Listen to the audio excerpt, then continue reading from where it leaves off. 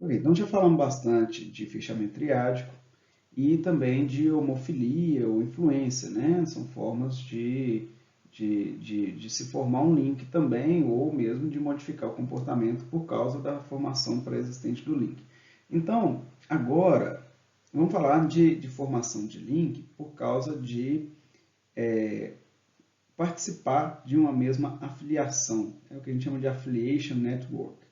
O que pode ser uma afiliação? Um clube, uma escola, uma disciplina pode ser interpretada como uma filiação. Você cursa uma disciplina na mesma sala de vários colegas, então você tem contato com eles. Você cursa várias disciplinas, você pode ter diferentes colegas em cada disciplina.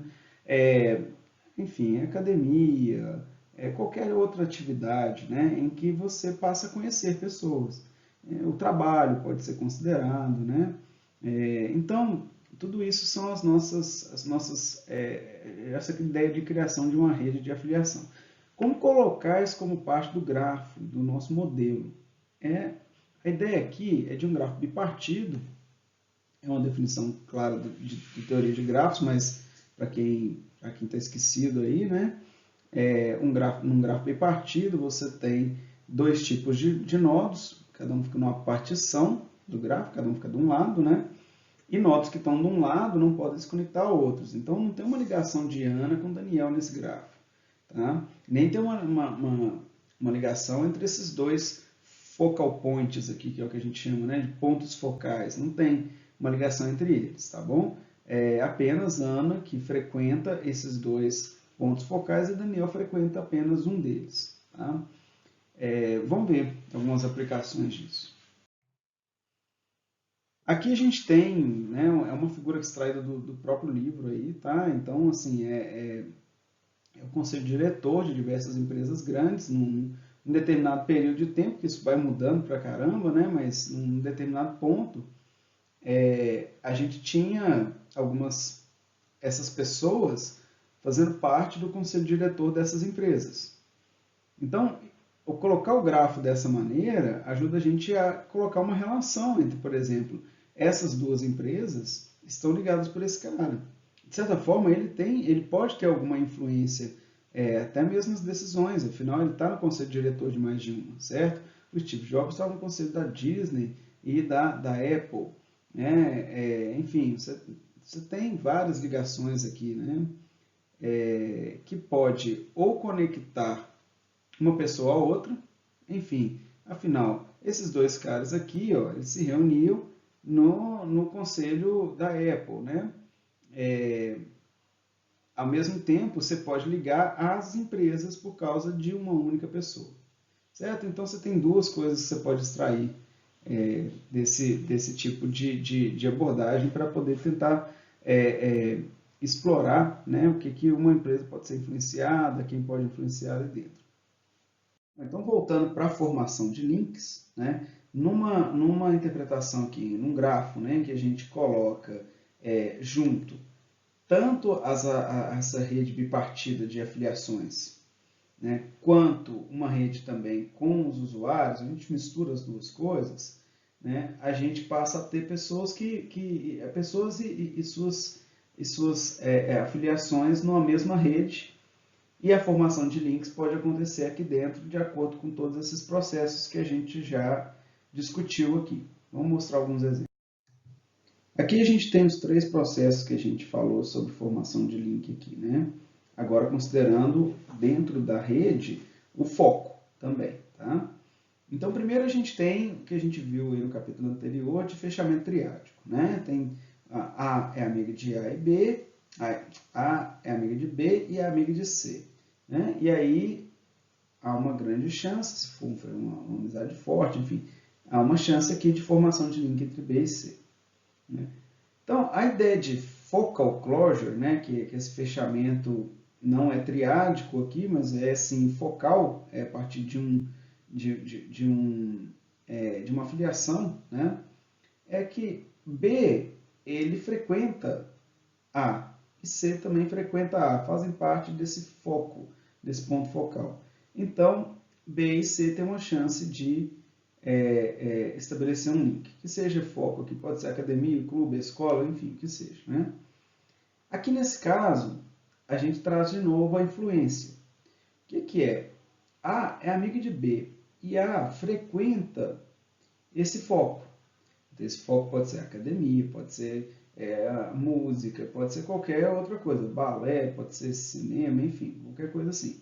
E aí o A leva o B para frequentar aquilo também. Ou seja, influência social. Já que o A tem esse hábito, sei lá, vamos pegar uma coisa, né? Faz karatê e fala tanto de karatê com B, ele acaba influenciando o B a fazer karatê também. Né? Então, aqui é a influência. Então, ao colocar tudo junto num gráfico, demos essa volta toda por homofilia, por tudo mais, e apresentamos o gráfico bipartido para juntar tudo aqui agora num gráfico só e apresentar os três tipos de fechamento. O triádico, o fechamento por focal, né? Ou seja, participa do mesmo foco, tem uma chance de se tornar amigo, né? De se conhecer, ver todo dia, que seja, né? São várias as possibilidades, né? Frequentam o mesmo foco, podem se tornar amigos. E por fim, a influência, que é quando uma pessoa já frequenta um foco e leva o outro para participar dela também. Colocando tudo numa figura só, a gente tem, então, aqui nesse caso, né, que o que está em negrito aqui são os que foram formados de novo. Né? Então, enfim, o Bob aqui é amigo da Claire e da Ana, então há uma chance dessa aresta se fechar, né? Fechamento triádico. Né? A Ana, ela faz karatê e ela é muito amiga do Bob. Né? Então, ela pode apresentar o Bob ao clube de karatê. Né? E a Ana, ela faz karatê e o Daniel também faz karatê. Então, eles podem se tornar amigos ali. E a Ana frequenta esse negócio que ninguém mais frequenta, é só coisa dela mesmo. Tem ninguém mais que nenhum amigo dela que vai interessar ali. É claro que esse grafo, a gente está mostrando um snapshot futuro, né? Se a gente continuar desenhando, realmente aí ela poderia introduzir o Daniel a esse outro foco, introduzir os outros, enfim, a coisa evolui, tá? Porque essas arestas aqui são novas, né? Ela acabou de fazer essas duas amizades. Né? Nós vimos então uma série de processos de formação de links numa rede, né? Agora vamos ver alguns trabalhos empíricos que buscaram responder questões relacionadas a essa formação, mas no caso de quantificar mesmo, né? Buscaram quantificar como que esses fechamentos ocorreram, o quanto eles ocorreram em redes reais. Né? Então, algumas questões aí que a gente quer responder, né? Que a gente viu esses trabalhos responder. O quão maior é a chance de formação de link entre duas pessoas em uma rede social se elas possuem um amigo comum? Fechamento triádico. Né? O quanto né? A gente fala que tem uma chance maior, vamos ver com dados reais, né? Observando ao longo do tempo o quanto isso vai acontecer. Né? E o quão maior é essa chance se houverem múltiplos amigos em comum. Né? Ou seja, se a pessoa tiver acaba sendo, tem um amigo, dois amigos, três amigos, 10 amigos, o quanto que isso aumenta e como aumenta. Né? Então vamos ver aqui como que pode ser uma análise empírica para verificar essas duas questões que a gente colocou no slide passado. A gente está falando então de formação de link quando tem um amigo em comum, dois amigos, três amigos, K amigos. Tá? É isso que a gente vai considerar aqui. Então, primeira coisa que você vai fazer, pegar dois snapshots da rede. Dois snapshots, em dois momentos diferentes você vai observar a rede. E no instante, você vai agrupar, para cada K, vamos supor, para cada um desses pares, se eles têm um amigo em comum, se eles têm dois, se eles têm três, você vai separar eles. Os que têm um amigo em comum, todos que têm dois amigos em comum, todos que têm K amigos em comum. E aí, isso no primeiro snapshot e que não estão diretamente ligados nessa parte, que não estão diretamente conectados por uma aresta. Então, eles têm um amigo em comum, dois, três, tal, e não tem aresta entre eles. Né? Agora, isso no primeiro snapshot. Agora, no segundo snapshot, né, o que a gente vai querer observar é quantos desses se formaram. Tá? Tentando desenhar aqui brevemente, a gente vai ver esses gráficos no plano de verdade, né? Mas aqui, o que a gente está medindo, então, é que vai ficar o K. Né? Opa, aí, ó. Né? Então, um amigo em comum, dois, três, vai estar tudo aqui. Né? E aí a gente quer saber desses quantos pares realmente se formaram. Esse TK, né, é uma estimativa da probabilidade de formação de link, quando se tem um amigo, dois, três, quatro. Né? O T de zero, né, é como se não houvesse ali o link